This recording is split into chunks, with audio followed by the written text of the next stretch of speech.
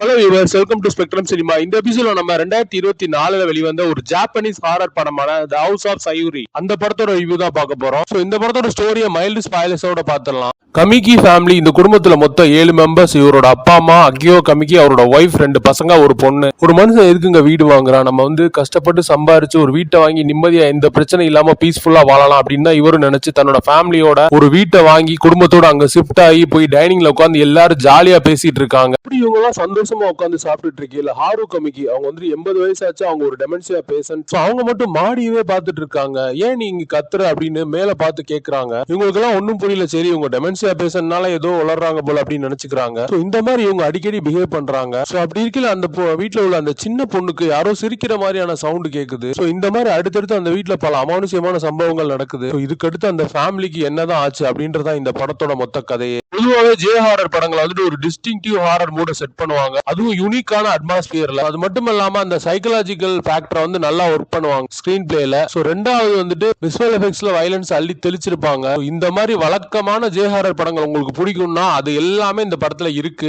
இதுதான் இந்த படத்தோட ஃபர்ஸ்ட் பாசிட்டிவ். அடுத்து இந்த படத்துல வரக்கூடிய அந்த பிளாஷ்பேக் காட்சிகள் எல்லாமே நல்லா இருக்கும். குறிப்பா அதுல ஒரு மெசேஜ் சொல்லியிருப்பாங்க. அதெல்லாம் வழக்கமா எல்லா படங்கள்ல வர்ற மாதிரி இருந்தாலுமே இந்த படத்துல பார்க்க கொஞ்சம் ஃப்ரெஷ்ஷா தான் இருக்கும். அடுத்து இந்த படத்தை நம்ம 2 பார்ட்டா பிரிச்சிருக்கலாம். அதுல ஃபர்ஸ்ட் 40 மினிட்ஸ் குறிப்பா அந்த ஹாரர் எலிமெண்ட்ஸ் பல படங்கள்ல வந்த மாதிரி இருந்தாலுமே இந்த படத்துல பார்க்க நமக்கு கொஞ்சம் லைட்டா அந்த ஹாரர் ஃபீல்லாம் ஒர்க் ஆகுது. கேரக்டரைசேஷனை பொறுத்தவரை இந்த படத்துல 2 கேரக்டர் தான் ரைட்டிங்கா ரொம்ப ஸ்ட்ராங்கா வந்திருக்கு. அந்த சின்ன பையனா வரக்கூடிய நாரியோ காமிக்கி, அப்புறம் கிரானியா வரக்கூடிய ஹாரு கமிக்கி, இவங்க 2 பேரோட கேரக்டர் தான் இந்த படம் ஃபுல்லாவே ரொம்ப ஸ்ட்ராங்கா இருக்கு. அதை அவங்க நல்லாவே பர்ஃபார்மன்ஸ்ல கொண்டு வந்திருக்காங்க.